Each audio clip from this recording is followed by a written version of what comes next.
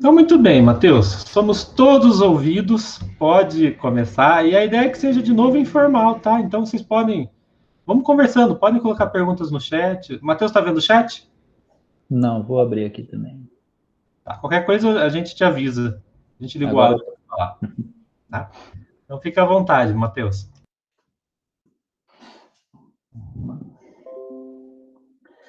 então, como o professor Tiago Pardo comentou, né, essa apresentação foi baseada realmente no trabalho da qualificação, mas dei uma resumida nela, focado só no método que realmente a gente trabalhou com a UD, né? Então, vou trazer alguns conceitos aí de análise de sentimentos, entre outros, aí na introdução. Vou falar de um dos trabalhos relacionados, apresentar o método e depois os resultados. Então, aí, primeiro, uma definição, né, de análise de sentimentos de dois autores aí importantes da área, né? A primeira é do Liu. Então, ele define aí como uma área de pesquisa em computação aplicada, relacionada a processamento de linguagem natural, que tem o objetivo de analisar opiniões, sentimentos, avaliações, atitudes e emoções das pessoas em relação a entidades como produtos, serviços, organizações, indivíduos, questões, eventos, tópicos e seus atributos. Então, realmente, ele tem uma definição bem abrangente que não fica só na análise de produtos, né? Envolve serviços e outras pessoas, questões, etc., né? E a outra definição da Maitê Taboada, um pouco mais genérica, mas também bem interessante, né? Que ela define como um campo crescente, localizado aí na intersecção entre linguística e ciência da computação, que tem por objetivo determinar automaticamente sentimentos contidos em um texto. Então, aí ela já deixa até mais aberto essa definição aí dos sentimentos com relação a qualquer tipo de texto, né? Então, aí eu peguei um exemplo para visualizar melhor a análise de sentimentos baseada em aspectos, que é uma área da análise de sentimentos que é onde está o nosso trabalho.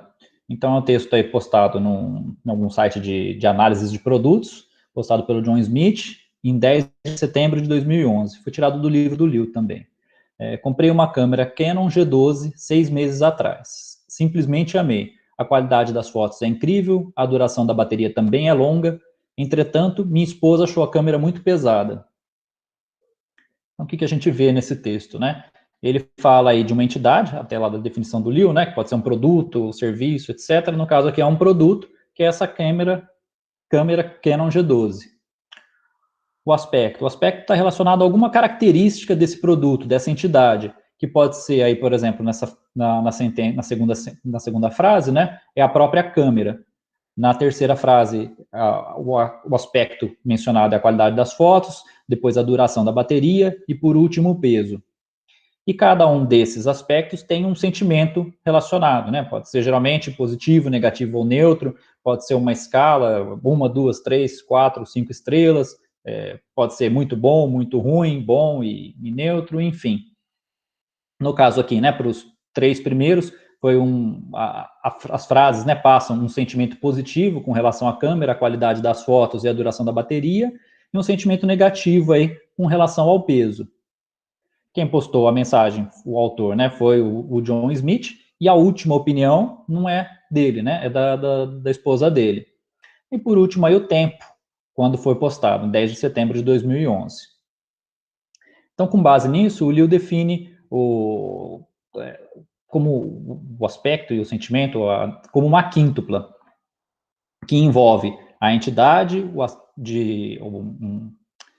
um aspecto de uma entidade, aí tem um sentimento que é para cada aspecto dessa entidade, que foi postado por um determinado autor em um determinado tempo.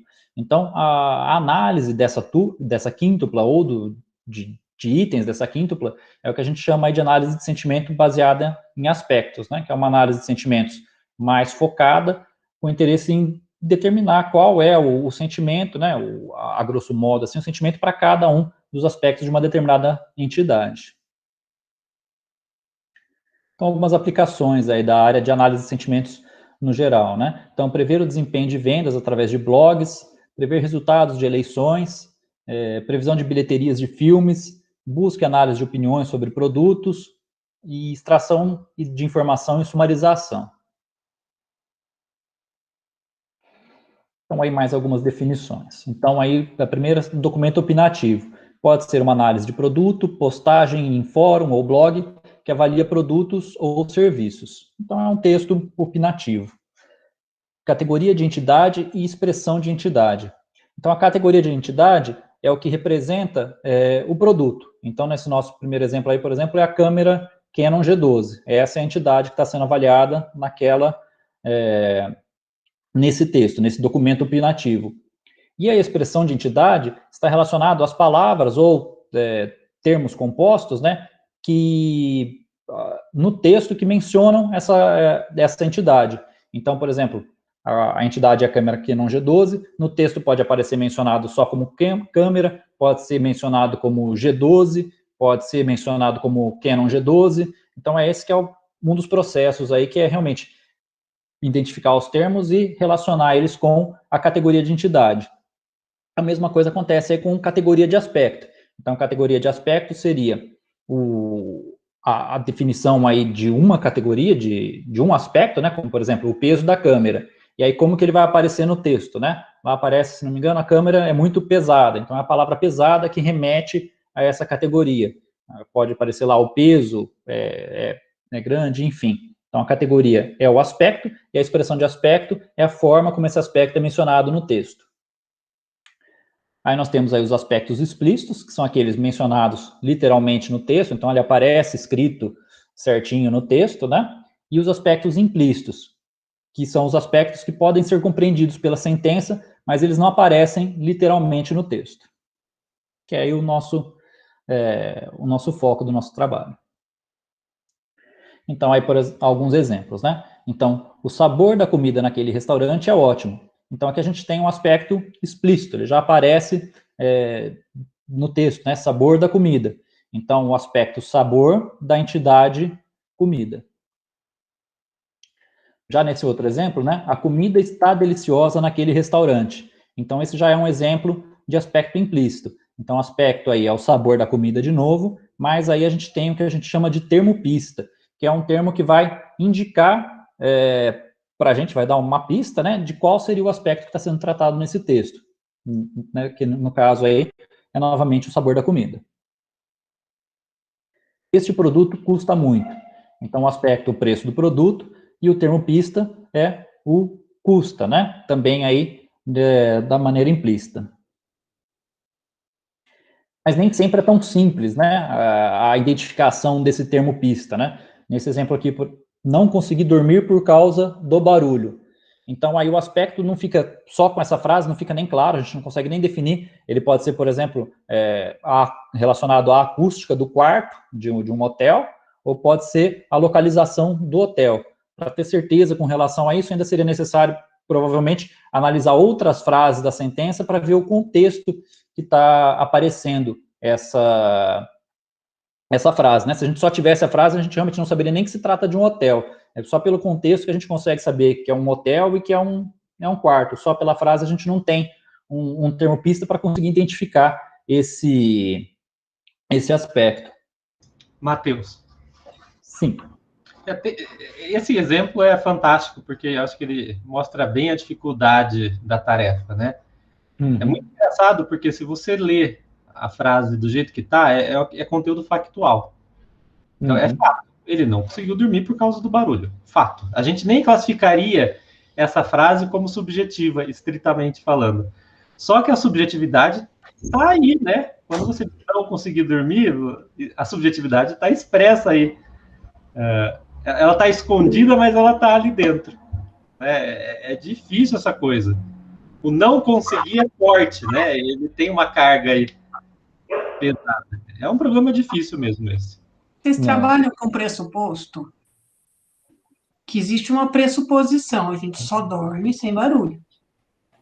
Sim, a gente ainda não chegou nesse nível, a gente está mais devagar. Agora estamos realmente analisando as situações para ver como que a gente vai lidar com cada um desses casos. Porque, na verdade, assim, são poucos trabalhos que lidam, assim, especificamente com os implícitos, né? Então, a gente está pegando métodos que lidam com os explícitos, que são a maioria.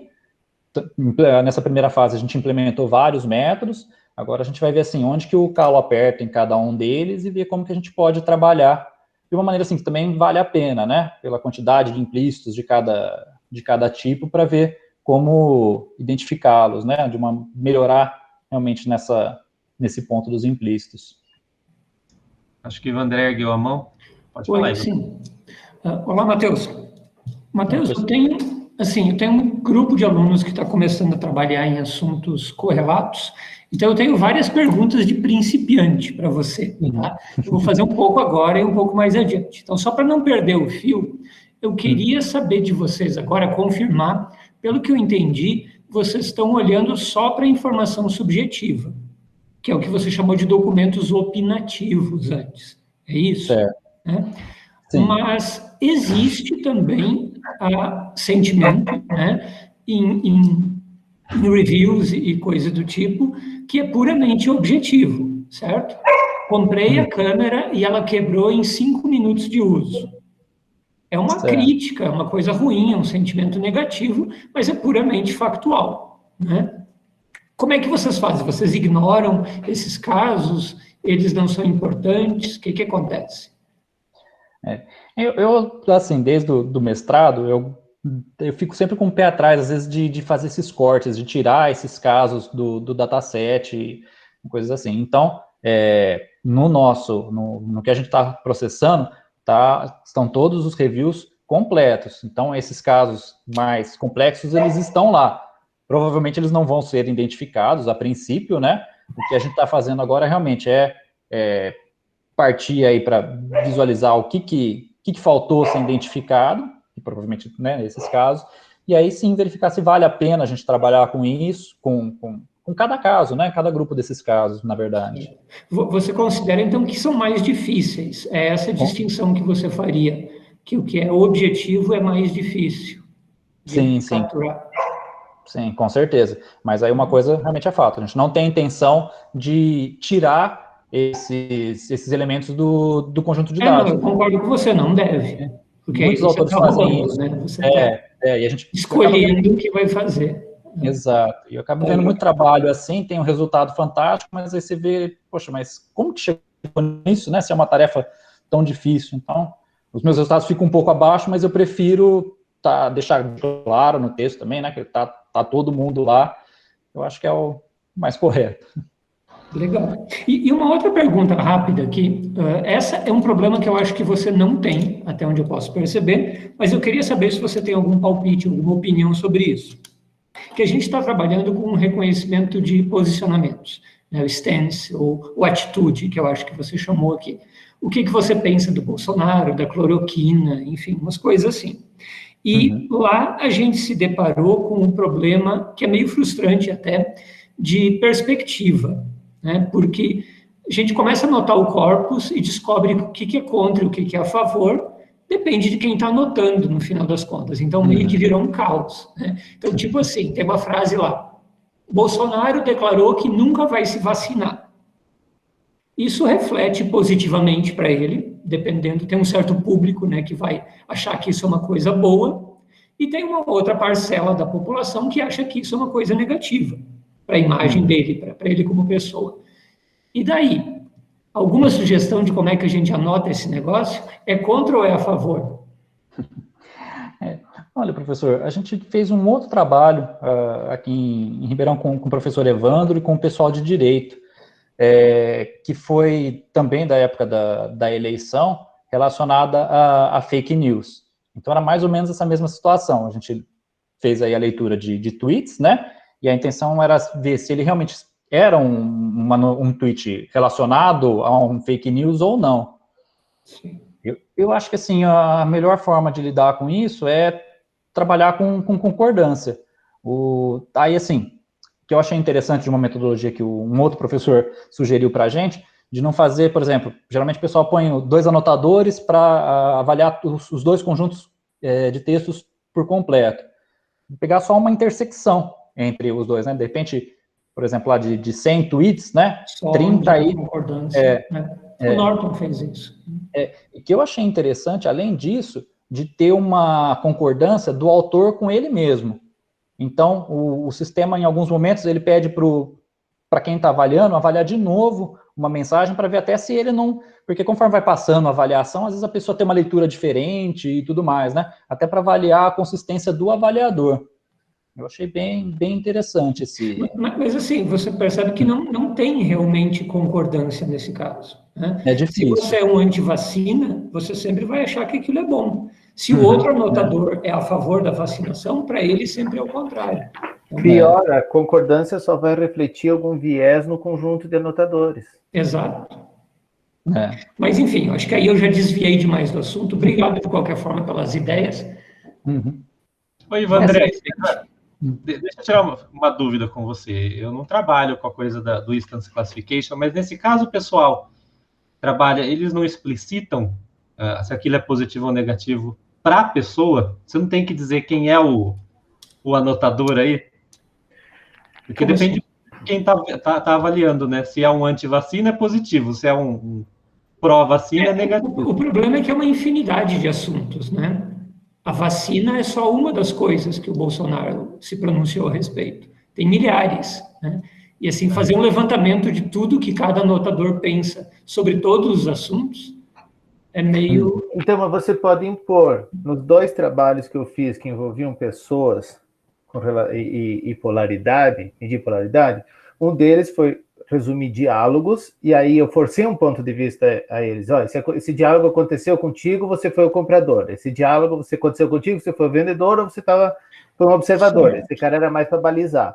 Certo? Você deu uma narrativa para eles. Uma boa ideia. Eu dei um ponto de vista. Na outra experiência, que nós usamos análise de sentimento para detectar viés em notícias, e aí o que era viés numa notícia? Você analisava o produtor de notícia e via outliers em relação ao comportamento dos demais. Então, a gente já começou que não impôs o que é viés. Viés é você é um outlier em relação ao resto, certo? E analisava em 3 dimensões distintas. Aí, o que é? A anotação foi em 2 etapas. Primeiro, o pessoal teve que identificar sobre quem o parágrafo...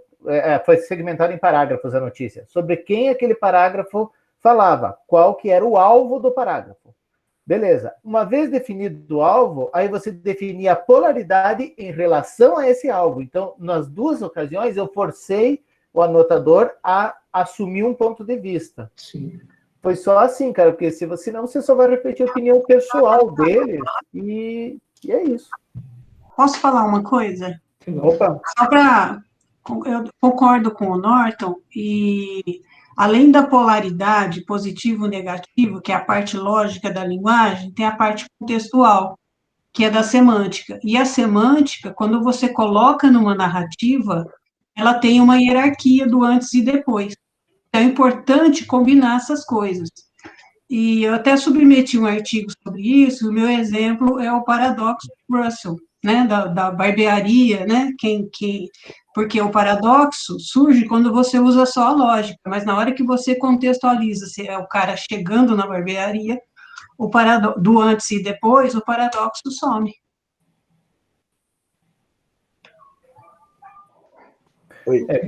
Contexto a gente coloca sempre lá, porque até para o pessoal saber. Otto ergueu a mão, vai lá, Otto. Eu queria voltar sobre o exemplo que não consegui dormir por causa do barulho. Eu acho que a pista é não conseguir. Porque o não conseguir, acho que dificilmente vai ser uma coisa positiva. Nessa situação, acho que realmente o não conseguir pode ter o pista, mas tem situações também, por exemplo, eu acho que ele é mais o não conseguir talvez relacionado ao sentimento que também está implícito nessa frase, né? Você tem o aspecto e o sentimento implícito, que é uma situação bem difícil. A gente, no nosso trabalho, a gente está trabalhando só com relação aos aspectos, né? Mas, por exemplo, o não conseguir realmente remete a um sentimento negativo. Não, mas ele aí... só por causa do dormir. Aí tem informação contextual, por exemplo. Não consegui deixar de me maravilhar com isso. Entendeu? Você não conseguiu algo negativo, logo é positivo, entendeu? Fica mais difícil. Norton, mas justamente esses são os casos que eu acho que a gente tem que fazer gramáticas específicas para esse tipo de coisa.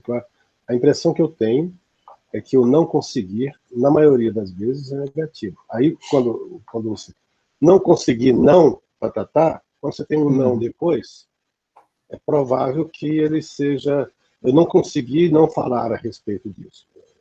Eu acho que a impressão que eu tenho é que não conseguir, na maior parte das vezes, vai ser negativo.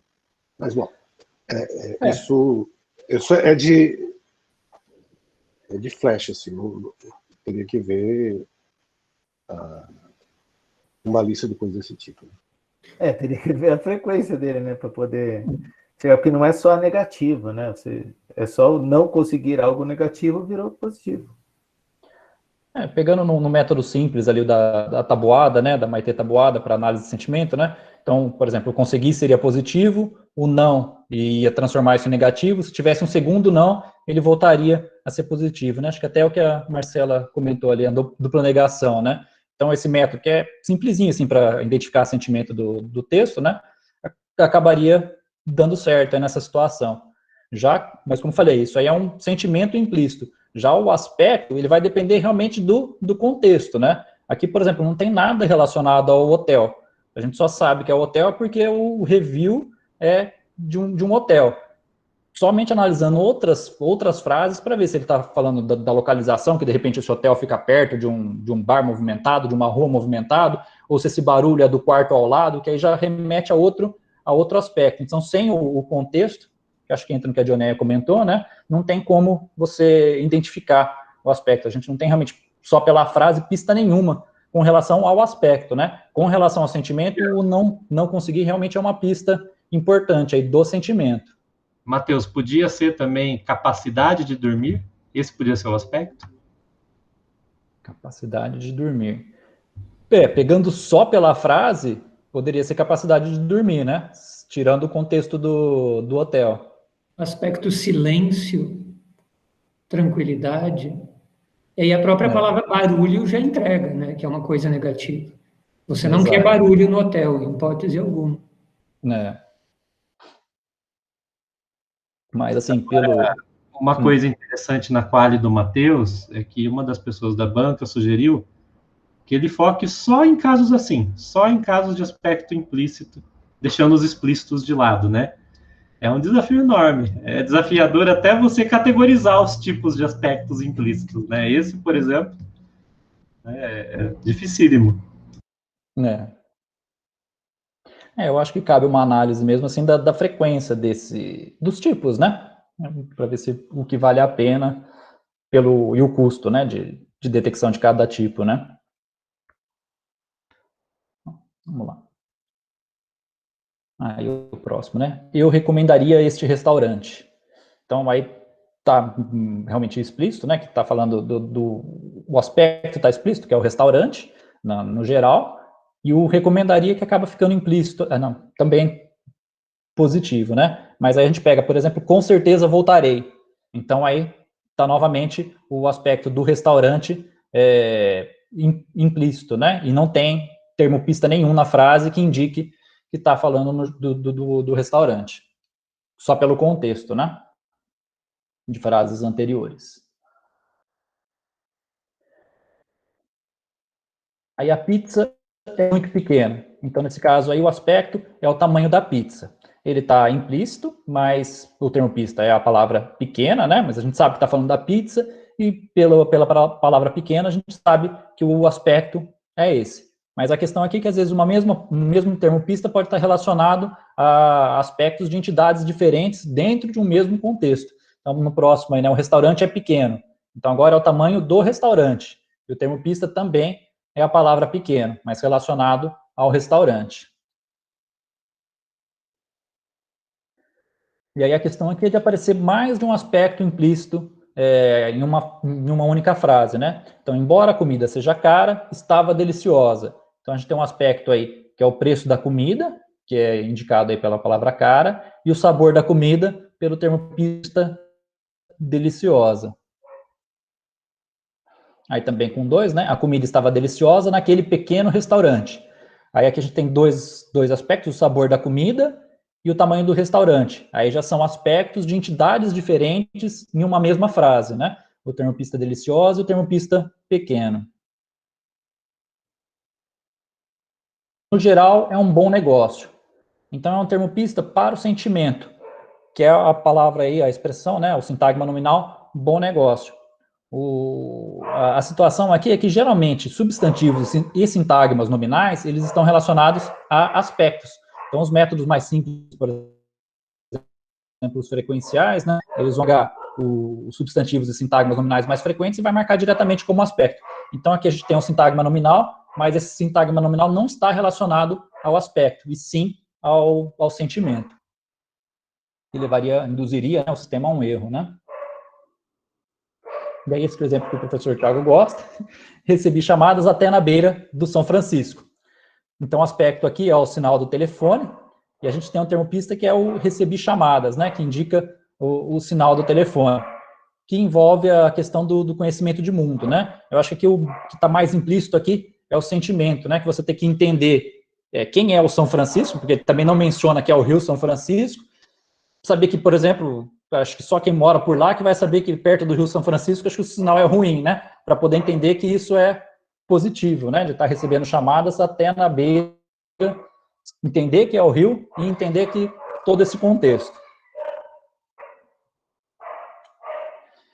Então, aí falar um pouco agora dos métodos para extração de aspectos, né? Então, são dois grupos principais aí de métodos, né? Primeiro, baseado em técnicas, baseado em conhecimento. Aí ele vai utilizar, por exemplo, léxicos, wordnets, ontologias, provavelmente utilizando tudo isso através de regras, né? Para fazer a identificação dos aspectos em um texto. E os métodos estatísticos, aí, baseados em aprendizado de máquina, né? Utilizar um corpus para criar um modelo para fazer a extração dos aspectos. Então, aí, entra no primeiro trabalho assim, que a gente analisou e que a gente implementou, que foi o trabalho do grupo do Poria, que ele trabalha com regras, e aí uma das dificuldades também dessa dos aspectos implícitos é a ausência de corpos, que tenham os implícitos anotados. Então, tem o corpus do Rui Liu, lá de 2004, que tem todos os aspectos anotados, e é um corpus muito utilizado na área. E aí o pessoal do Cruz fez a marcação somente dos implícitos nesse corpus. Então, muitos corpos têm os implícitos anotados, mas eles não estão explicitamente anotados, né? Eles estão marcados somente como aspectos. Então, o Cruz fez essa marcação dos termos pistas separado mesmo. Então, a gente consegue saber o que é aspecto explícito, o que foi aspecto implícito dentro do corpus. E aí o Poria desenvolveu 13 regras baseadas em análise morfossintática, análise de dependência e utilizando léxicos. Então, ele utilizou um léxico de implícitos, que tinha uma lista aí dos aspectos implícitos do texto, e um léxico de opiniões, chamado aí de Sentiknet. É um léxico bem interessante, mas eu particularmente achei que o uso dele foi bem, mais ou menos raso, assim, né? Ele só verificava se a palavra aparecia ou não nesse léxico para introduzir esse conhecimento nas regras que ele criou. Matheus, ele chama de léxico de opiniões ou léxico de sentimentos?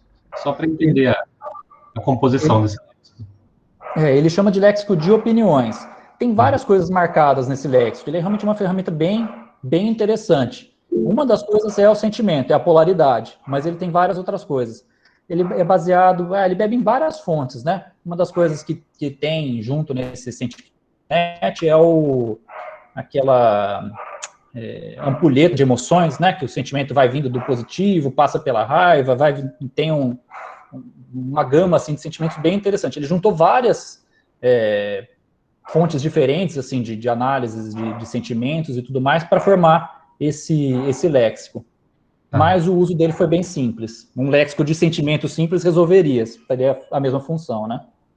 A Lucilene tinha erguido a mão, foi sem querer ou não, Lucilene? Não, era de propósito, mas acho que ele respondeu, porque a minha pergunta era se o léxico era no geral de sentimentos ou tinha domínio específico. Porque a gente já ouviu falar em alguns léxicos de domínio específico para o caso que você está trabalhando, vamos supor assim. Esse Sentiknet é um léxico geral. O léxico de implícitos, aí é um de domínio. Eu achei até um pouco, como a gente falou, um pouco roubado, assim, porque ele pegou os aspectos implícitos que apareceram no corpus. Não ficou claro se ele gerou um conjunto de testes, de treinamento, para formar esse léxico de implícitos e tudo mais. Mas aí já fiquei um pé atrás por conta do resultado ter sido muito positivo. Você vai mostrar o seu, Matheus? Você fez um também de aspectos implícitos, né? Você fez um leque. Isso, fiz. Vai mostrar Eu vou comentar sobre, professor, mas não cheguei a pegar exemplos deles. Mas ele é bem simples, são os termos que apareceram no corpus mesmo, né? Eu acho que agora dá para a gente trabalhar mais em cima dele, com os tipos de implícitos e tudo mais. Então, aqui peguei um exemplinho, né, lá do Poria, né? Então, a bateria dura pouco. Então, a gente tem a análise aí, né, da morfossintática e tem a análise da árvore de dependências aqui em cima. Então, com base nisso, é que surgem as regras, né? O algoritmo vai percorrendo cada uma das relações e, se acontecerem determinadas condições, ele vai parando e analisando outras coisas, né? Então, ele pega lá, por exemplo, se o token ativo H estiver em uma relação de sujeito sintático com um token T, então aí ele vai fazer alguma coisa. Então, aqui ele foi analisando e chegou aí nesse token H, que é bateria, e um token T, que é a palavra, o verbo dura, né? Então, se T possuir qualquer modificador adverbial ou adjetivo, então aqui aparece, né, um modificador adverbial, e este modificador existir no SentiQNet, então se existir essa palavra, né, esse modificador lá no léxico de opinião, então T é extraído como aspecto. Então, tá vendo? Não tem nenhuma regra mais complexa com relação ao léxico, né? É só se aparecer no léxico, ele já tá validado a regra, né? Então, aí o T é extraído como aspecto. Então, aqui o verbo, né? O durar, na forma dura, é que é extraído como aspecto. Aí ele passa aí para uma segunda regra, né? Se a sentença não possuir um verbo auxiliar, então essa sentença não tem verbo auxiliar, bateu, ele segue para análise, né? Então, se um verbo ter for modificado por um adjetivo ou advérbio, então aqui a gente tem um advérbio. E um advérbio. Ou estiverem uma relação modificadora de cláusula adverbial, não é o caso, mas já bateu o primeiro, né? Um outro token, então H e T são extraídos como aspecto. Então, por essa regra, ele vai extrair tanto a palavra bateria e o dura, né? Então, está relacionado à duração da bateria. Depois, mais para frente, não coloquei todas as regras, né? São 13, mas tem algumas regras que vão verificar exatamente essa situação, né? Então, a primeira regra extraiu o dura, extraiu bateria. Então, ele vai conseguir, não, peraí, duração da bateria faz mais sentido, então exclui somente o dura da lista de aspectos implícitos, né, reconhecidos. Matheus, são regras refinadas, né? Ele fez manualmente tudo isso, não foi? Foi manualmente.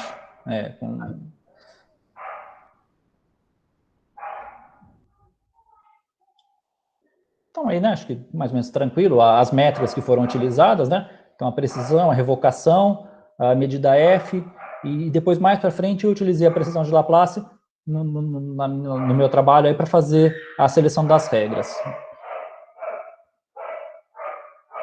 Então, aí os resultados dele, né? Como eu falei. A precisão de Laplace, qual que é a diferença dela? Ela tem uma suavização que eu acredito que ela ajude na seleção das regras de não permitir que você zere essa precisão, né? Ele soma esse mais um menos verdadeiros positivos e soma a quantidade de categorias embaixo para essa fórmula não zerar. E acaba sendo melhor para fazer a seleção de regras do que a precisão, ou que é mais comumente utilizado, que é a confiabilidade. A confiabilidade, ela permite que regras menos precisas sejam selecionadas em detrimento de regras mais precisas, né? Então, uma regra que, de repente, é selecionar, aliás, uma métrica, né, que é uma confiança, uma regra que, de repente, selecionasse aí um caso que foi identificado corretamente, ia ser selecionado em detrimento, de repente, de uma regra que selecionou 3 e 1 errou. Então, a precisão de Laplace tem essa vantagem. Aí os resultados do Poria. Então, como eu falei, realmente os resultados foram muito, muito positivos, muito altos até, o que, assim, quando na primeira leitura, eu realmente falei, nossa, esse método é fantástico, vamos trabalhar nele. Mas na hora que a gente implementou a coisa não foi tão assim, e aí a gente fazendo outras leituras e tudo mais, algumas coisas acabaram não ficando tão claras, assim, de como ele chegou nesses resultados, assim, tão expressivos. Bom, então aí começa o nosso trabalho, né? Então, o que a gente queria, assim, por alto, né? Trabalhar com textos em português, com múltiplos domínios, porque uma das curiosidades, né, das nossas questões aí de pesquisa, né, é saber aí a aplicação em domínios diferentes, se a gente consegue fazer um trabalho aí que funcione para vários domínios, e que tenha a marcação aí dos aspectos implícitos. Que aí a gente encontrou o trabalho da aluna encontrou não, né, o trabalho da aluna do professor Tiago, da Franciele, que tem tudo isso, né, trabalhou com 3 domínios, câmeras, livros e celulares, foram 60 análises de cada um desses produtos, e com a marcação certinho aí dos explícitos e dos implícitos. O interessante também, né, na nossa revisão literária, aparece lá essa porcentagem, né, o pessoal fala que entre 15% e 30% dos aspectos de um texto são feitos aí de maneira implícita, né, somente o domínio do livro, que ficou numa porcentagem abaixo, mas realmente ele é um domínio diferente mesmo, assim, até os textos e tudo mais, a origem desses textos e com relação às câmeras dos celulares. Bom, a gente comparou diversos métodos diferentes de aprendizado de máquina, com frequências, métodos combinados. Então, a gente queria, para poder comparar esses resultados da maneira mais justa possível entre os métodos, né? Alguns são não supervisionados, enfim. Então, no pré-processamento, o que a gente fez? Dividiu um conjunto de treinamento e teste, 70% dos dados para o conjunto de treinamento e 30% dos testes, e foram esses conjuntos que a gente utilizou em todos os experimentos. Aí essas análises elas foram divididas em sentenças, essas sentenças aí divididas em tokens, que são as palavras, a pontuação e tudo mais. Fizemos análise morfossintática. Aí que é interessante realmente, assim, o fantástico, assim, da OD, né? No meu trabalho de mestrado, não trabalhei com o meu classificador morfossintático, não era da OD. Então, tinha uma certa dificuldade em utilizar o melhor analisador morfossintático e tentar experimentar outros. Aqui, eu utilizei o parser de Stanford e o do Space, ambos do Python. Os dois trabalham com o D. Eu consegui processar textos em inglês, utilizando o mesmo parser, eu utilizei textos em português, utilizando o mesmo parser, eu utilizei aí, depois mudei para o parser do Space, em português e em inglês, sem ter modificar nada nos algoritmos. Realmente é um ganho excelente, assim, para quem trabalha com isso, essa padronização.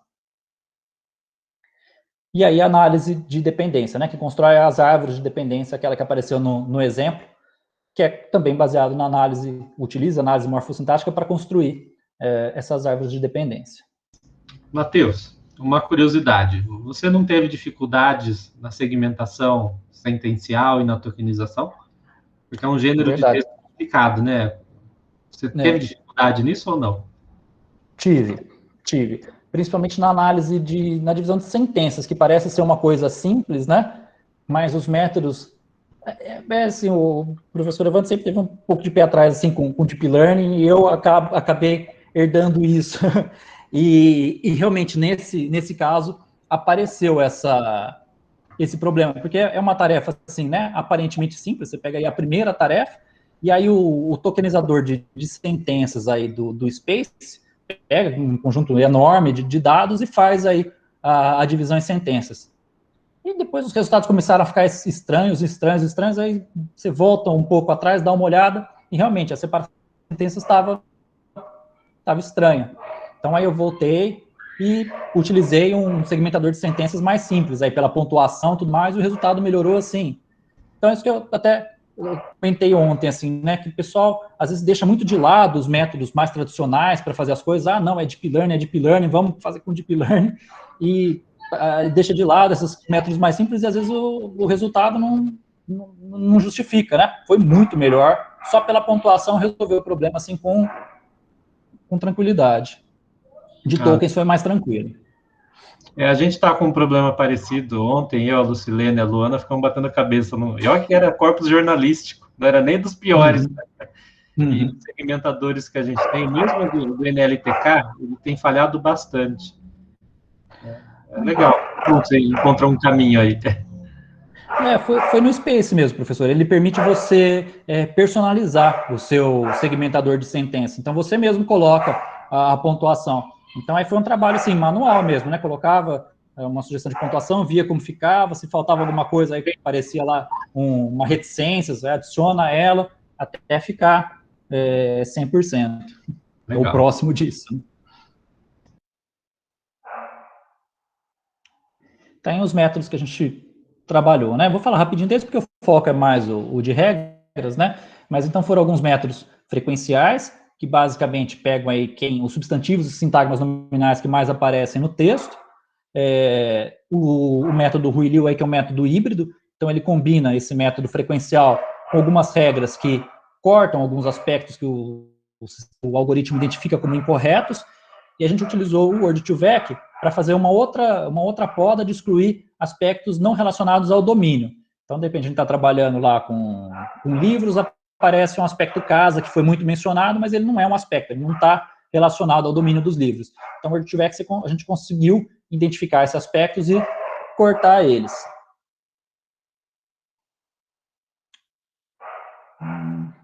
Acho que esse ficou... Esse slide acho que está fora de ordem. Tá? Então, a gente implementou o método do Poria, então as mesmas 13 regras que eu comentei lá no trabalho, utilizando aí análise morfossintática, análise de dependências. Aqui, da implementação do método do Poria, é que teve como resultado, o professor Thiago Pardo comentou, que são o léxico de aspectos implícitos. Então, é uma lista dos aspectos implícitos que apareceram nesses 3 domínios aí do corpus da Franciele e do professor Thiago. Agora eu volto aqui, que esse aqui ficou fora de ordem. E esse aqui foi o resultado desse método do Poria. Então, ele ficou muito abaixo do resultado lá dele, que beirava os 80%, 90%, né? Teve uma precisão aí de 18%, 25%, 21%, a revocação mais baixa também. Então, aí, nossa, trabalhei bastante em cima desse método para tentar identificar. O professor Evandro sugeriu de trabalhar com o inglês, então a gente pegou o mesmo corpus que eles utilizaram, apliquei as regras, mesmo assim o resultado não chegava. Achei outra pessoa que implementou também, chegou próximo ali dos 50%, então realmente acabei ficando com o pé atrás mesmo com relação ao método, mas a ideia era boa, como os resultados, né, apesar de sei lá, né, indicam um caminho positivo, a gente seguiu na nossa implementação de buscar outras regras que fossem mais apropriadas aí para o português e para o nosso problema. Matheus, mas ó, na sua banca, um dos professores da banca ele contou para a gente que tentou também usar esse método e chegou na mesma conclusão. E os resultados foram muito ruins. E ele acabou abandonando o método, né? Mas ele levantou um ponto que eu acho que explica por que os resultados do artigo original são tão bons. E você lembra que ele falou? Ele acha que, na verdade, quando o cara calculou precisão, revocação e tudo mais, ele também considerou o acerto nos não aspectos. Então, as suas medidas aqui estão olhando para os termos que são aspectos, né? E você não leva em conta os termos que não são aspectos. Então, ele acha... Tá uma inflacionada boa. Pois é, porque, assim, você acerta muito mais nos não aspectos, né? Ele acha, a hipótese dele é que o cara avaliou olhando para os dois lados, quando acertou no aspecto e acertou no não aspecto. E aí os resultados devem subir, certamente. Faz sentido, Matheus, pode ser isso mesmo, viu? E o que acontece aí é que o artigo faltou explicar isso pra gente. Esse é o problema de artigo, às vezes, né? A gente não consegue reproduzir exatamente o que está lá, porque o cara esqueceu de contar um detalhezinho. E veja, esse é um detalhezinho muito importante. Ele fez dessa forma mesmo. A minha suspeita também, professor, isso aí realmente dá um boom mesmo no resultado. Até dos meus experimentos, dos primeiros eu fiz dessa forma, com aprendizado de máquina, e realmente o resultado foi fantástico. Eu falei, nossa, mas eu sou muito assim, né? O resultado é muito bom, a esmola demais, o santo desconfia, né? Eu falei, não pode ser. Que eu desconfio também que ele tem apego só os implícitos, né? Similar ao que o professor Evandré comentou, né? De você só separar, fazer um corte aí no dataset, que aí você também consegue ter um resultado melhor, né? Só os aspectos em frases subjetivas, né? Isso só as frases. Ele tem analisado só as frases onde apareceram os implícitos. Então aí também. Mas aí não é trapaça, né? Desde que ele deixe claro que a métrica é essa, é aquela história de você pegar a medida F global de todas as classes ou mostrar só da classe positiva, que é o que provavelmente você está fazendo. As duas coisas são válidas, mas tem que deixar claro. o artigo acho que não fala nada disso, né? Então, exato, foi isso. A gente está adivinhando, né? Como é que pode ter sido. Mas eu acho que ele não roubou também, eu acho que ele fez certinho. Ele só não contou pra gente exatamente como é que ele fez. Mas dá vontade de botar fora o artigo, não dá? Porque quando começa assim, você perde a segurança de tudo que você está fazendo ali. Então, quando é assim, eu descarto. Vamos procurar outro, infelizmente. A gente conversou bastante sobre descartar, mas eu trabalhei muito em cima tentando, né, chegar nesses 90, ou pelo menos um resultado melhorzinho, né? E falei, pelo resultado ruim eu vou descartar. Mas como o nosso método a gente fez em cima dele, a gente acabou mantendo mesmo a nossa implementação, só deixou claro que não ficou no artigo, como você comentou, né? Realmente é válido, mas desde que a pessoa explicite como ela fez, né? Que fez esse corte, calculou a métrica, como foi calculada a métrica, então ele não especificou como ele calculou a métrica, não especificou se ele fez esse corte, isso são tudo é o que a gente imagina que tenha acontecido. Tanto que o próprio autor, no segundo trabalho dele, ele não menciona esse resultado. Ele traz lá como estado da arte um outro trabalho que teve um resultado abaixo do trabalho dele mesmo. Então fica uma coisa bem estranha mesmo no contexto inteiro, né? Talvez seja um artigo ruim.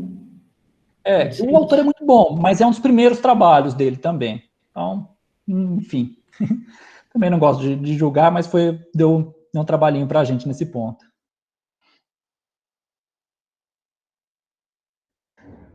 Bom, então, aí a nossa intenção, né, como as regras parecem ser algo interessante para a extração dos implícitos, que são bem diferentes dos explícitos, aparecem em situações, né, mais variadas e tudo mais, a gente tentou fazer aí o processo inverso de buscar as regras automaticamente aí a partir do corpus.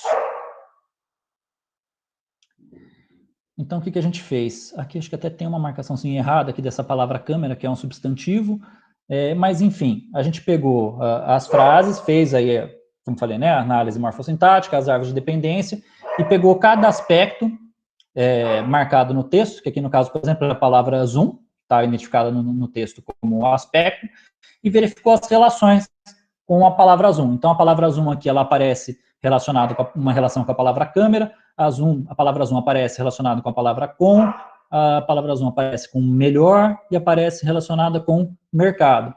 E fez uma tabelinha lá, né? Então, a zoom é um substantivo, ela aparece numa relação de modificador nominal com outro substantivo, que é câmera, e quando acontecer isso, o token que é marcado como aspecto é o segundo token, né? Então, a leitura dessa regra é exatamente isso, né? Se um substantivo estiver em uma relação de modificador nominal com outro substantivo, então o segundo token é extraído como aspecto. Então, a gente analisou todo o corpus, extraiu todas essas regras onde apareceram os aspectos.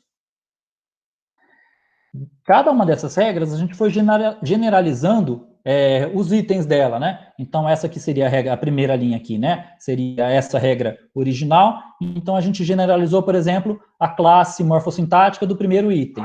Então, seria aí, se um primeiro token com qualquer classificação morfossintática estiver em uma relação de modificador nominal com o segundo substantivo, então, o segundo token é extraído como aspecto. Então, a gente fez todas essas combinações. Então, esse é um conjunto bem grande de regras depois dessa primeira análise, né? Então, foram 1.200 regras para o domínio de câmeras, 1.470 para os domínios dos livros, 1.564 para os celulares.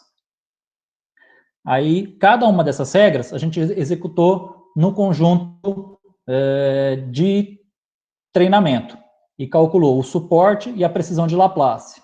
O suporte é a quantidade de aspectos que foram detectados corretamente.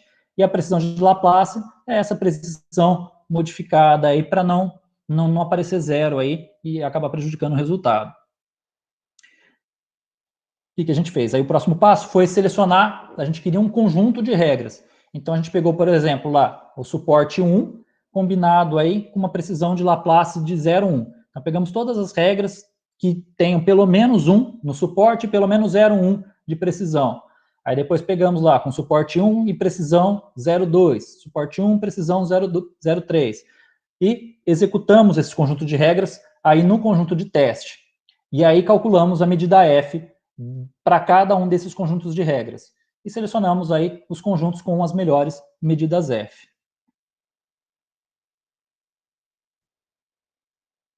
aí esse foi o resultado, né, do nosso experimento aí, com base na medida F. Então, a gente chegou numa precisão aí de 50, uma revogação de 58, uma medida F de 54. Então, já foi bem melhor do que o 0,7, o 0,14 que a gente tinha conseguido com as regras originais aí do trabalho do Poria. Aí, no segundo aqui, a gente chegou numa medida F de 65, 81 de precisão, para o domínio de celulares, 61 e 42. Então, dá para ver por alto, assim, já numa análise, né, verificar que tem um problema aí de domínio que acaba influenciando bastante nos resultados, mas os domínios que são mais parecidos também tiveram resultados mais parecidos, como eu comentei, né, o domínio de câmeras e de celulares, e já dos implícitos já é uma coisa mais aleatória, né, então, por exemplo, o domínio de câmeras e celulares são parecidos, mas a detecção dos implícitos foi melhor no domínio de livros. E nessa medida F, a gente selecionou pela medida F do geral. A gente fez uma segunda seleção de regras só pelos implícitos. Então, a intenção era buscar as regras que melhor detectam os aspectos implícitos. Então, aí, realmente, né, então, no geral, como era de se esperar, né, que a precisão baixasse um pouco, a revocação aumentou um pouco, a medida F também acabou baixando, mas a porcentagem de implícitos detectados aumentou, exceto aí no domínio de livros, que ele teve resultados assim diferentes em todos os algoritmos que a gente trabalhou mais para frente. Matheus, tem uma coisa muito interessante, né? Quando você portou as regras desse pessoal do Poria para o português, são regras que foram feitas manualmente, você só adaptou para o nosso caso, né? Esses são os resultados desses slides, meio que você aprendeu automaticamente as regras. Você não teve o trabalho manual de fazer uma curadoria das regras. Você extraiu todas elas do corpus e as de melhor precisão e cobertura foram ficando. É como se fosse um conjunto otimizado. Exato. Você sabe dizer a quantidade delas para a gente? Quantas ficaram nesse grupo? De regras? Porque você falou que tinha um conjunto inicial, né? Aquelas 1.000 e não sei quantas. Isso, Depois dessa seleção, quantas ficaram? Aí, por exemplo, então, aqui, o domínio de câmeras, a pressão de Laplace que teve a melhor medida F foi 0,30, com suporte de 6, e aí a quantidade de regras no total foram 26. O domínio de livros, ele é bem diferente mesmo. Foi só uma regra que foi selecionada. E para o celular, 3 regras. Agora, eu acho que ainda dá para trabalhar melhor. Eu ia te dizer que a natureza das regras é um pouco diferente, né? A regra do Poria que você mostrou para a gente, ela é mais complexa do que olhar simplesmente uma relação e seus dois tokens, né? Essas duas classes. Ela tem umas condições, né? Se tiver uma palavra no léxico de sentimento, não sei o quê. Essas regras suas, não. Elas são simplesmente extração de tuplas, né? Isso. Na verdade, acho que até faltou dos slides, foram tuplas. Eu acho que eu peguei também as triplas e eu não sei se cheguei com 4 ou 5. Eu acho que eu cheguei até a 5, professor. Essa análise. Faltou realmente esse...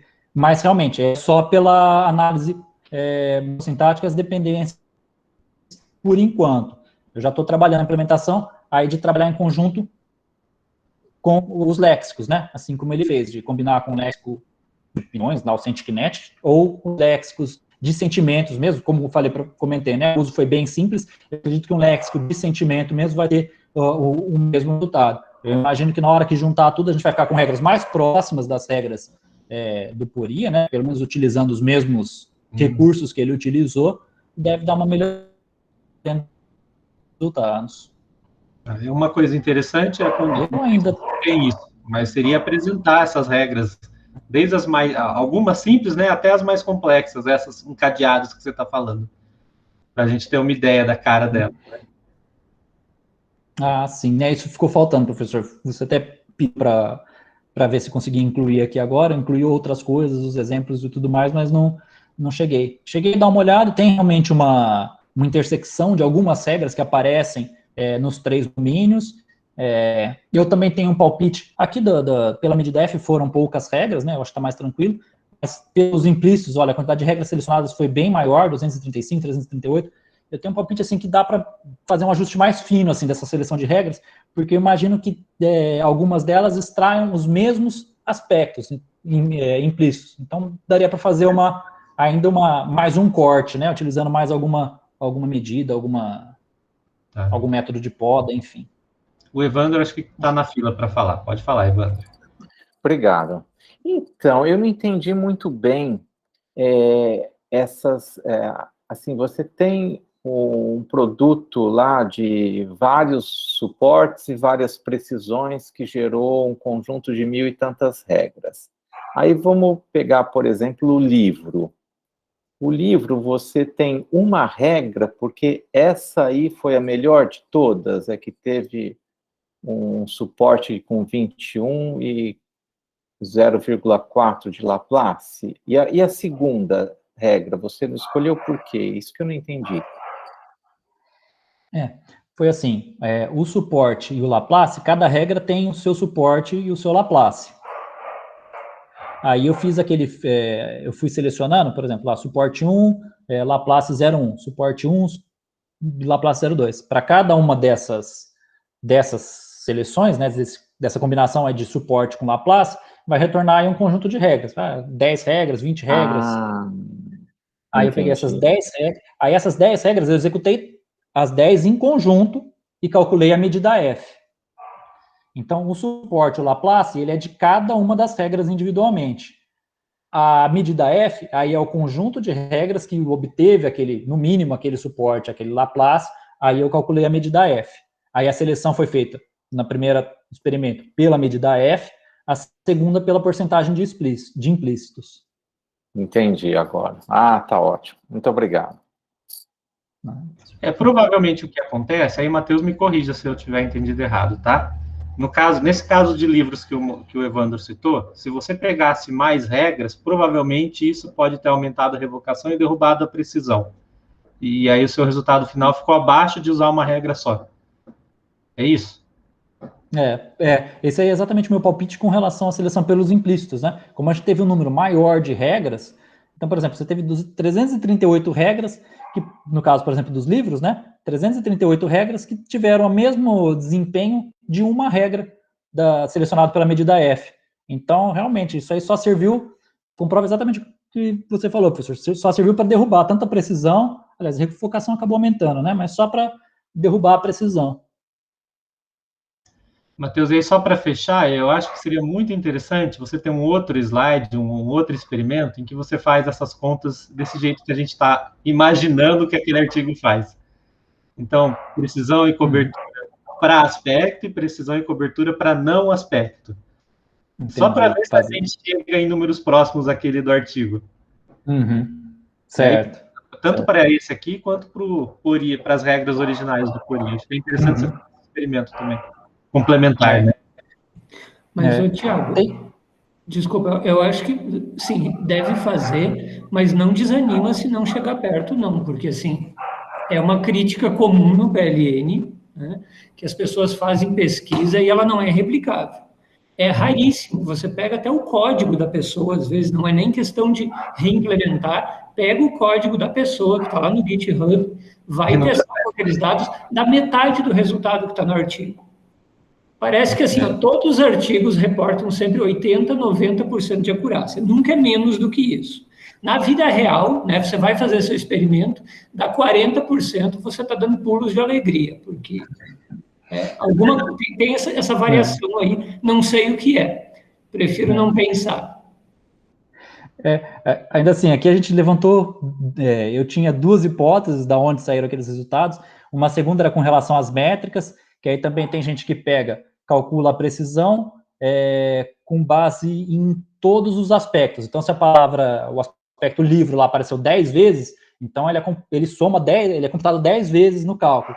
Tem gente que simplifica, é um aspecto, é livro, conta uma vez só e acabou. Então, dessa maneira aí, contando uma vez só, também dá uma inflacionada aí no resultado. O autor também não deixou claro se ele utilizou de uma maneira ou de outra o cálculo. Então, só por alto, aí a gente tem três maneiras diferentes aí que influenciam no resultado. Pensar em perguntar para ele, mandar um e-mail, coisa assim. Às vezes eles respondem. Eu acho que eu cheguei a perguntar alguma coisa, não especificamente sobre o resultado, eu não vou me lembrar ao certo o que eu perguntei, mas ninguém respondeu não, professor. Isso é muito ruim também da área, porque eu cheguei a perguntar para vários autores, né? Tem um pessoal que tem um parceiro, até o Thiago Pardo comentou lá, o Passaporte, né? Que tem um resultado muito bom com o D, mas também não consegui, no site não estava disponível, enfim, a maioria parece que não responde mesmo. Me respondeu no outro trabalho, um outro corpus, ela me enviou o corpus, foi bom, a gente vai trabalhar com ele também, mas é um pouco chato nessa parte. Talvez por ser um pouco antigo já também, né? A pessoa talvez nem lembra mais direito do que fez naquela época. Com artigos Sim. mais recentes é mais comum, em geral eles respondem. Esse do corpus era mais recente, um corpus em português. Acho que vai ser bom. Matheus, a Luana conseguiu pegar o passaporte e rodar. Ah, é? Ela está aqui com a gente, você pode falar com ela depois. Mas, de qualquer jeito, eu não sei se a diferença é muito significativa para o que você já está fazendo. A Luana sofreu também. Foi difícil conseguir a resposta deles, foi difícil conseguir pôr para rodar, mas deu certo, no fim das contas, né? Eu entrei em contato com os 3 autores, eu olhei lá no site, acho que é da Bélgica, que tinha a menção ao artigo e deveria ter um link para os documentos, mas enfim. No final, realmente, o parceiro do Space estava com um resultado próximo, acho que até saiu no decorrer do nosso projeto, né, uma atualização do Space ainda melhor, então também acho que tá tranquilo. Mas por ser o D facilita, né, seria só executar e substituir o parser, não teria dificuldade. Bom, aí, rapidinho, que aí são os outros métodos, só para comparar realmente os resultados, né, de aprendizado de máquina, utilizei aí o Naive Bayes, o SGD, Perceptron, Passive Aggressive, utilizando aí como atributos o Bag of Words mesmo, na marcação IOB, né, então converti o corpus da Franciele nessa marcação IOB para fazer a detecção dos aspectos, implementei também o Conditional Random Fields, e do Deep Learning aí uma rede BLSTM. Aí utilizei como atributos, né, os tokens, os seus vizinhos, e análise morfossintática, tanto dos tokens quanto dos seus vizinhos. Então, aí uma tabela geral aí dos resultados de todos os algoritmos. O que chama atenção, né, o CRF realmente ele teve os melhores resultados, assim, no geral, com relação à medida F, ele é bem utilizado para detecção de entidades nomeadas e também nos trabalhos aí para aspectos. O BLSTM alcança resultados bons, mas eu sou novo, assim, no Deep Learning, o pessoal anda utilizando em conjunto com o BERT, tanto o CRF quanto o BLSTM, isso aí dá um incremento aí nesses resultados também. Mas o nosso foco realmente é os implícitos, e aí que chama atenção, né, porque os melhores resultados, eles ficam espalhados entre os algoritmos, né, então para o domínio de câmeras, olha, os algoritmos frequenciais e os híbridos não conseguiram detectar nada de aspectos, né, aí o Naive Bayes que foi o que teve o melhor desempenho. No domínio dos livros, ninguém identificou nada, só as nossas regras que a gente buscou do corpus que conseguiu identificar alguma coisa. No domínio de celulares parece ser um pouco mais fácil, aí todo mundo conseguiu identificar alguma coisa, os melhores resultados aí acabou ficando empatado entre vários algoritmos, mas assim, dá uma ideia assim, da dificuldade dos algoritmos de realmente não ter um padrão, né? Então o CRF ele foi melhor para detectar aspectos no geral, mas nos implícitos a coisa não é definitivamente tão simples, né? E também essa dependência aí, grande aí do domínio, né? Então, para câmeras, o resultado foi 1, para livros foi bem diferente, para celulares e do domínio principalmente com relação aos implícitos. Matheus, será que você não tem muito pouco dado para rodar LSTM? Também, professor, também, né? O Deep Learning exige bastante em termos de dado.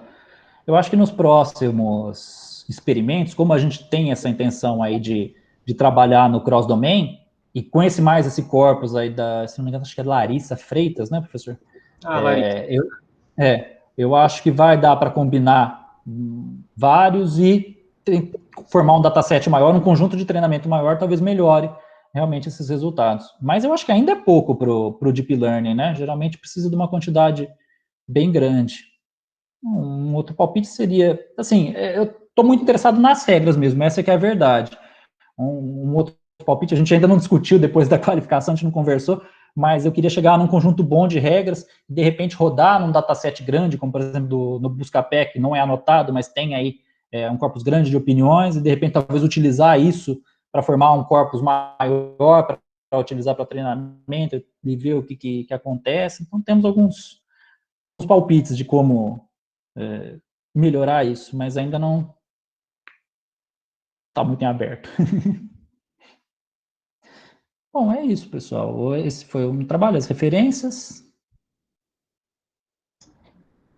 Obrigado a todos. Matheus, aberto aí as dúvidas. Uma coisa que eu acho que é interessante você perseguir agora um pouco, lógico, você está investigando esses métodos e tudo mais, mas acho que começa a ser interessante você olhar para os tipos de aspectos, né? Principalmente nos implícitos. Eu não sei se é fácil fazer. Você mostrou vários exemplos para a gente, né? Mas claramente há algumas categorias aí. Talvez tentar categorizar esses casos e olhar para os erros que os métodos estão cometendo. Será que eles estão pegando as categorias mais fáceis de aspecto implícito? Será que eles estão cometendo os mesmos erros? Será que eles estão pegando basicamente as mesmas pessoas e deixando todos eles deixando os mais difíceis de fora? Eu acho que isso é uma coisa interessante de você perseguir um pouco, né? E aí acho que vai na linha do que a banca sugeriu, de você focar mesmo nos implícitos e tentar criar uma tipologia dessas coisas. Agora, uma coisa que você falou, mas você não justificou, que eu acho que é interessante, o porquê da sua aposta em regras, né? Eu acho que a gente tem uma hipótese, eu tenho, acho que você tem também, de que os aspectos implícitos, eles são muito malucos.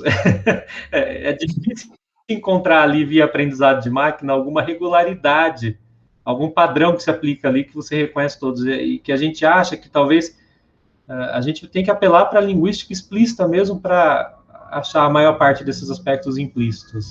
Eu acho que essa é uma hipótese que a gente tem. E mesmo assim, não sei se dá para afirmar isso para todos, pelo menos para um subconjunto. E as suas regras, de certa forma, capturam isso. O que eu vejo, assim, o aprendizado de máquina fica, no geral, muito preso ao vocabulário. Então, eu também tenho um palpite, professor, eu não sei se vai ter um resultado positivo. Se eu também são tantas ideias, não sei até por onde a gente vai, né, daqui para frente. Mas de tentar tirar o atributo da palavra no aprendizado de máquina, tentar utilizar como atributo a morfossintática e a dependência e ver o que dá. Que aí de tirar essa dependência talvez seja mais apropriado para trabalhar com implícitos. Aí separar também os implícitos, né? Porque hoje a gente está nessa marcação do aprendizado de máquina, tá tudo junto, os aspectos, os implícitos e os explícitos. Então, de tentar também separar eles no treinamento. Então, para a gente tentar modelar, né? Detecção dos explícitos separada dos implícitos, realmente por eles serem tão diferentes dos explícitos. Então e acho que por isso também a gente tem muita fé nesses métodos que a gente diz que são neurosimbólicos. Né? Acho que eles vão nos ajudar nessa separação. Acho que a Lucilene ergueu a mãozinha. Vai lá, Lucilene. Na verdade, é um detalhe bem simples que eu gostaria de perguntar, a questão estatística da coisa. No artigo que ele leu, eles usaram a medida T mesmo, o teste T? Ou tá afirmado isso, que eles usaram a medida T? Porque me parece... Não. Então, porque me parece que talvez os resultados possam estar divergentes em alguns pontos, porque, de repente, esses seus dados, eles não têm uma distribuição normal, né? Seria não normal, e aí seria outros testes estatísticos que seriam melhores de ser aplicados nesse contexto. Por exemplo, Friedman, se eu não me engano, Wilcoxon também, são de dados não paramétricos. E daí, eu acho que as coisas... Eu não me lembro direito do Friedman, porque eu acho que eu usei o Friedman na minha dissertação de mestrado, mas ele usa para a par. É um cálculo completamente diferente, porque a distribuição não é normal dos dados. Eu me lembro que quando eu usei, eu estava tentando muito com o teste T, né, ver a medida, a média, desvio padrão, e não era nada a ver com isso, entendeu? E depois eu consegui ver claramente os resultados com outro teste estatístico. Então, por isso que me acendeu uma luzinha aqui Se o artigo ele trazia que foi feito um teste estatístico, exatamente teste T, ou ele só fez um cálculo estatístico e não disse qual, porque isso pode dar uma diferença. Ontem eu tomei um puxão de orelha, porque realmente eu também não utilizei, não fiz testes estatísticos dos meus resultados. E o professor sugeriu exatamente o Friedman, para testar os meus resultados e apontar. Eu acho que vai dar uma baita diferença. Eu acho. Pelo menos no que eu vejo ali, né? Não sei. Agora, Lucilene, eu vivo um dilema quanto a isso. Acho que eu já compartilhei meu dilema com vocês. A gente calcula normalmente esses testes estatísticos, mas eu tenho colegas da IA que falam que isso é uma perda de tempo. E eles brigam até a morte por causa disso. Eles falam, gente, eu já ouvi N vezes deles em bancas, eles falam assim, por que vocês fizeram o teste estatístico? Com essa quantidade de dados, o teste estatístico não diz nada. Cansei de ouvir isso dele. E algumas vezes, a maioria das vezes pode acontecer isso, sim. Mas, pelo menos tentar pelo menos 2 ou 3 testes para pôr na mesa, pelo menos, e dizer, olha, eu tentei. A gente acaba fazendo isso, Lucilene, mas volta. Mas eu não vou. Eu sou um pouco defensora da estatística, então eu não vou brigar com você. Mas eu acho que traz bastante informação, sim. Eu acho, minha opinião, né? Eu concordo com a Lucilene nesse caso, Tiago, porque às vezes a diferença pode parecer enorme e não é. E às vezes ela é pequena e ela é enorme. E um teste estatístico, qual que é o problema? Quando você tem poucos dados, ele tem menos poder. Então, quando ele diz assim, inconclusivo, não quer dizer que não é nada lá, quer dizer, só quer dizer que ele não consegue, às vezes até por ter poucos dados, mas se com poucos dados ele já conseguiu pegar alguma coisa, quer dizer que a diferença é enorme. Entendeu? O que você não pode é cair no erro de dizer, não vi diferença, logo não há. Opa, não vi diferença, logo não vi diferença. Sabe? Não vi diferença, logo não sei. A gente calcula, mas olha, e eu sinto que isso é uma tendência. Tem muitos colegas eu tenho visto cada vez mais gente defendendo de que a gente não devia fazer isso. Eu continuo fazendo uma série de artigos sentando a ripa em teste estatístico. Aí você lê, alguns criam um caso interessante que você não mostra o intervalo de confiança, então você perde mais ou menos onde que está o limiar, sabe? Tudo bem, não tem problema. Mas daí, mas a imensa maioria, o que eles estão sentando a ripa é em como você está usando errado os testes estatísticos. Peraí, meu filho, o problema não está no teste, está em você não saber usar o teste, então aprenda a usar. É simples assim, não vou jogar fora uma ferramenta só porque eu sou ignorante no uso dela. Então, e essa é a imensa maioria. Aí Exatamente. Quem defende o não uso do teste estatístico, aí cai naquela. Tem gente defendendo não fazer comparação nenhuma. Desculpa, cara, mas daí qualquer coisa vale? Não é bem assim. E aí o pessoal vai para o lado bayesiano. Não, você pode fazer, ver a distribuição, você vê por bootstrap, tudo bem, mas isso também tem o seu erro implícito, certo? Você não adianta, cara. Em algum momento você vai ter que assumir uma prévia. E aí? E aí no trabalho você pode até falar, deixar claro, nesse trabalho eu adotei o nível de significância de tanto, 5% de rejeição da hipótese, ou 2%, depende você pode se posicionar no seu trabalho o quanto você aceita ou não a hipótese, né, de rejeição da hipótese, 1%, 5%, e aí vai depender do trabalho, né, da análise do trabalho. Mas tem que se posicionar daí. Sim, e tomando muito cuidado quando você faz medições repetidas, sabe, múltiplos testes, porque isso aumenta a probabilidade de você ver aleatoriamente um efeito que não existe, entendeu? Então, você tem pós-hoc, testes pós-hoc aí, você tem correções que você pode fazer. Só me veio do Bonferroni na cabeça porque eu associei o sobrenome dele. Que é a pior, assim. Aquela que é o mais fácil de fazer. É a mais fácil. E acaba com o seu experimento. Sim, pois é, porque eu disse assim, é a que mais tem ferro, é o do Bonferroni, é óbvio, tinha que ser, você está entendendo? Mas ainda assim, sabe? Eu digo assim, se passou nesse um aí, rapaz, o resto não é, mas tem várias, pelo amor de Deus, tem várias. E ser honesto, cara, se não enxergou um resultado, mas que você acha que está lá, discute o caso. E não adianta, se não tem dados, não tem dados. Você precisa de mais dados, sabe? Dá para fabricar. Quer dizer, dá, mas não é ético, sabe, cara? Eu também não gosto disso. Isso é possível, mas não. Não é tentativa e erro, não. Também, né? P-hacking, né? Muito bom isso daí, né? O cara vai tentando até achar o p-valor certo. E esse teste de Friedman, que foi se sugerido também na banca, é bom porque ele pode ver N grupos com N condições, o que o teste T não dá. Então, essa comparação, você pode fazer vários gráficos de N grupos com N condições e gerar milhões de gráficos e depois tirar uma conclusão, entendeu? Eu vejo assim, que na área, pelo menos assim, na minha revisão bibliográfica, tanto do mestrado quanto do doutorado, o pessoal raramente usa.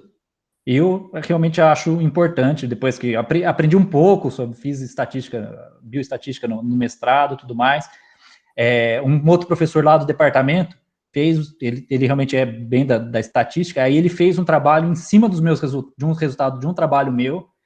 Nossa, eu fiquei de boca aberta, assim, com a leitura que ele fez dos meus resultados, tudo que eu concluí, assim, na mão, de olhando, analisando o que a regra identificou, o que fez, o que aconteceu, ele, só com número, ele concluiu tudo isso. Realmente falei, nossa, preciso aprender isso, preciso realmente, é importante, sem sombra de dúvida. Porque às vezes tem um bom resultado, só não está vendendo o peixe do jeito que deveria vender, e aí é uma pena, porque daí o trabalho parece não assim tão valorizado como deveria ser, porque se você encontrar outros resultados melhores, por que não mostrar, né? Então eu acho que é uma tentativa, eu acho que sempre é bom testar. E hoje em dia tem essas ferramentas fáceis de usar esses testes, não é tão complicado. Pô, deu R. O R faz o que você quiser. Mas tem o outro lado também, né? Canso de ver artigo em que, o nosso sistema foi melhor, bateu o estado da arte, ou bateu não sei o que, você olha, que? Bateu por 0,01%. Nossa, é maravilhoso. Cara, isso aqui é flutuação estatística, meu. Troca o conjunto de dados, vai ser pior. Ou melhor, sei lá. Sabe? Reembaralhe os folds, você vai ter uma coisa diferente, sabe? Então, senhora, não, né? Mas daí aí não é nem não saber vender o peixe, Lucilene, é vender o teu peixe maravilhosamente bem, você tá entendendo? Tem o inverso também. Eu acho que já chega a ser propaganda enganosa, sabe? Sim, então, sim. É aquela história média, e aí você vai ver, não tem resultado nenhum. Média, eu costumo dizer uma coisa assim, né? Média é uma maravilha, cara. O pessoal que decide tudo pela média é uma maravilha. Porque eu tenho uma filha de 8 e uma de 13. Na média, elas têm 10 anos e meio. Se eu comprar roupa para 10 anos e meio, não serve nenhuma. Tá resolvido. Bem isso. Não serve nenhuma. Belo paralelo. Muito bem, gente. Mais algum comentário para o Matheus? Matheus, muito interessante, viu? Muito obrigado pela apresentação, pela estreia aí dos nossos seminários. Obrigado, Matheus. Mais focados. Bom mesmo. Vou parar a gravação e vou dar um recadinho para vocês. Um segundinho só.